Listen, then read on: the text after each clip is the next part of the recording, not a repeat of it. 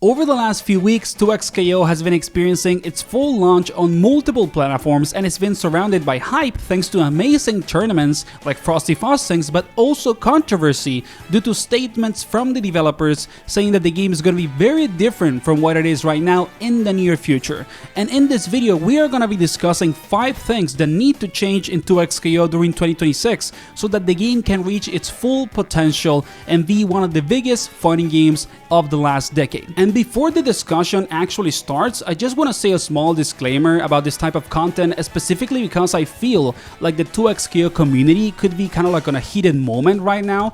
And the reason why I make this type of videos is because I want fighting games like 2xKO and many other ones to be as big as they can be. And the only way to really make fighting games grow and for 2xKO to be bigger and better is to put the game on the table and analyze it with perspective, trying to understand how it can be even more successful. So this video is not doom posting, and the idea is not to empty critique 2xKO, but to actually talk and discuss how it can be the best video game and the best fighting game for all the audiences out there that want to give it a try. So now let's actually start the discussion. Okay, so the first point that we are gonna go over, and I personally feel like this is one of the most relevant ones to make 2xKO bigger and better, is going to be adding alternative game modes or newer content into the game. If you are super fair with people that don't know much about fighting games and have maybe never tried them out and they suck at them, there is absolutely nothing to do for them in this game. You either play casual or rank online, and you're gonna get wrecked by almost everybody that has the minimal experience in the game,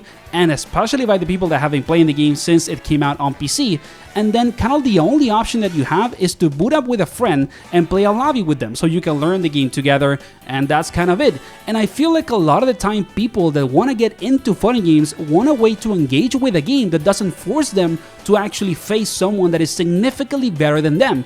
And 2xKO doesn't necessarily do that at the moment that well. And I just personally think that a game like this could benefit so much from giving people more casual oriented game modes online, like what League does with ARAM or Arena, or even some sort of single player experience so that people can slowly get into the game and understand what it is as a fighting game to then jump online. And I know also that there's going to be some people that are going to make the argument for the duos, and how you can play duos with a friend, and it's a ton of fun and you don't need to be that good to do it.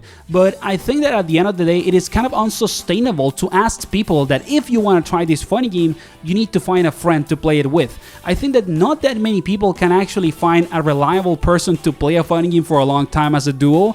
And it's also going to be really hard for people that are actually fans of fighting games to convince their friends that, for example, have been playing Call of Duty for a decade and cannot hit a headshot for their life, to try a game like this, jump online, get wrecked for half an hour and then don't quit it.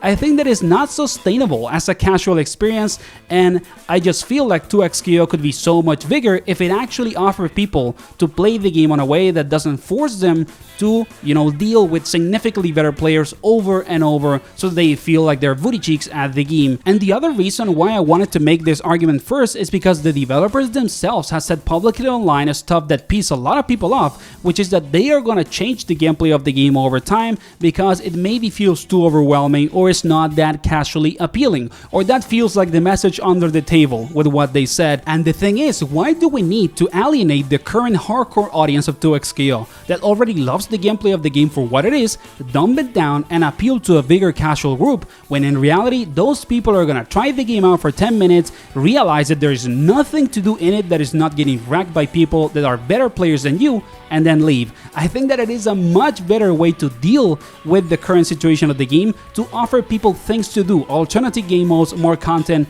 instead of changing the gameplay that a lot of people already love.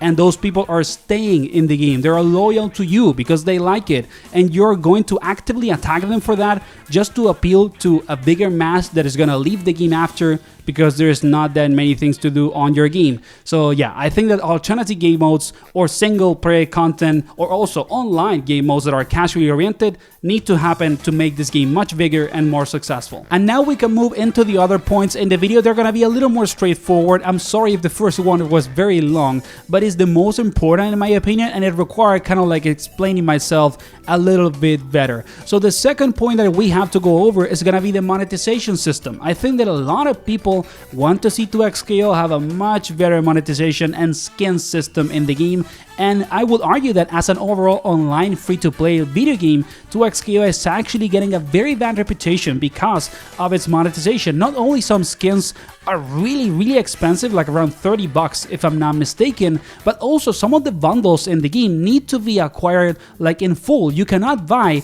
a single skin of the bundle, and that is something that I would argue is only damaging the game. Like, it's not going to help it over time to be bigger, to get more people into putting money into the game, and it is kind of clear that they are appealing to a more whale audience. You know, whales are defined generally as people that spend a lot of money in free-to-play games and they buy a ton of skins, and it is kind of obvious that that's the public that they want to appeal to because of the price and the way the bundles work.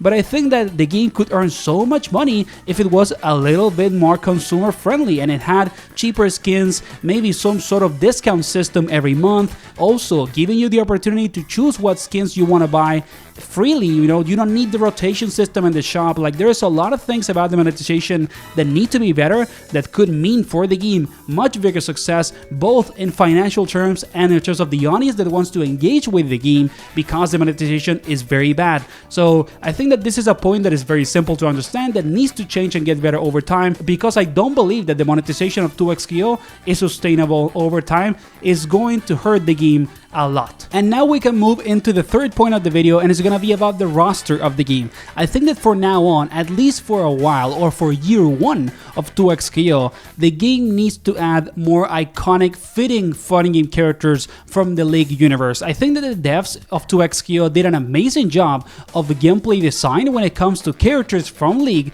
that maybe didn't make that much sense in the first place, or on a more straightforward way into a fighting game, like for example Teemo or Caitlyn. I think that Teemo and Caitlyn have amazing gameplay designs, and they actually surprised me positively. I think that the devs did an amazing job with them, but now I think that it's time to accept that the roster of 2XKO needs some freaking normie characters, okay? The game needs normal characters that we all know are from the League universe that need to make it into a fighting game. You know, those characters that people were kind of assuming that were gonna be in the base roster, like Lee Sin, you know, Zed, Akali, I don't know, Diana, Silas, maybe even Renekton or Aatrox. I think that there is a lot of characters from the League universe that are absolutely perfect for a fighting game that are not on the game. And of course, the roster of the game is actually very small at the moment, especially taking into account that it is a tag fighting game. So I think that what characters they choose from the League roster from now on is going to be extremely relevant to make the game feel more interesting and appealing when it comes to the characters.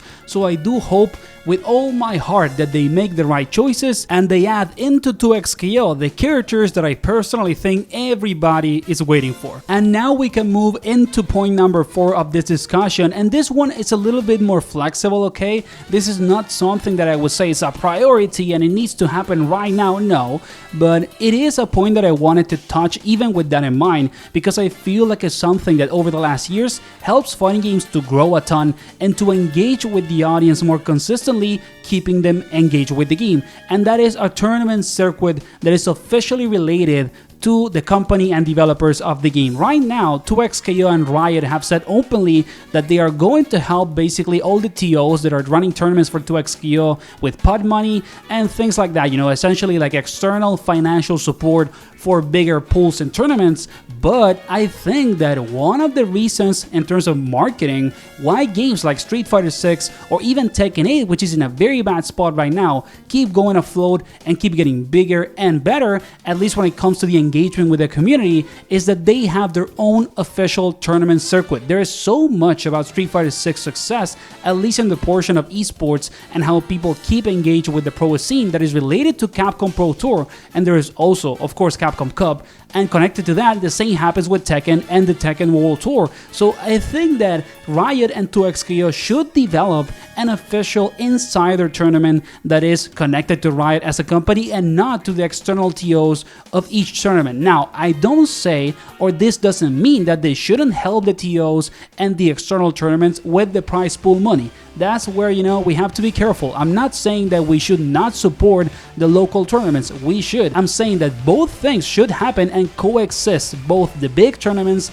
made by the companies that run the games and also the other external tournaments that could receive help in terms of prize pool money from Riot as a company. And I believe that Riot has the money and the power to do this. We all know that, for example, the League of Legends World Championship is one of the biggest esports events in the world every year. So if 2XKO gets to be bigger and better over time, I don't see why it couldn't get its own tournament circuit and make it insanely hype, like with Capcom Cup and the TWT. So I think that this is a point that I wanted to discuss, but like I said, it's not something that is a priority. It's more in the long run than some of the other things. And now we get into the last point of the video, and this one is arguably the most flexible one because it's centered on gameplay. I think that there is a lot related to the gameplay of the game and the philosophy of the developers behind the gameplay that needs to change, and specifically they need to understand with more clarity what it is that they expect from the gameplay of this game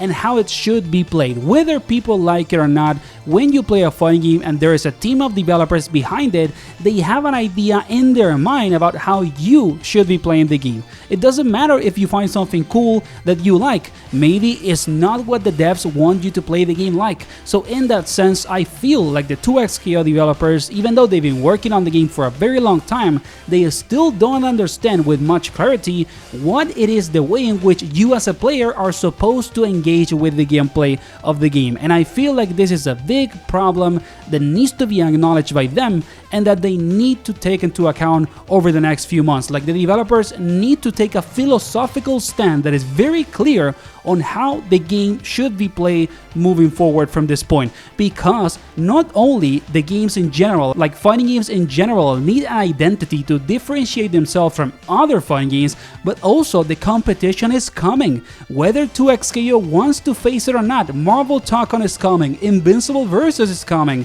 Virtua Fighter 6, like, the industry is not gonna stop and wait for you to choose what game and what gameplay your game is supposed to have. And the key point also about this is that I'm actually confident that they know this, they are aware of this, and they are highly likely going to try to put the game on the gameplay state that they want as soon as possible. So that was the discussion video, guys. I hope that you enjoyed it. Like I said, it is to put the game into perspective and see how 2XKO can be much bigger and a better game overall, because I want to see it succeed. There is so many league characters that still need to be in it, and there is so much that 2XKO can do to dominate the fighting game genre at the moment. So I hope that you enjoyed the video. Let me know in the comments what you think 2XKO needs to be bigger and better, and see you on the next one. Have an amazing week. Take care.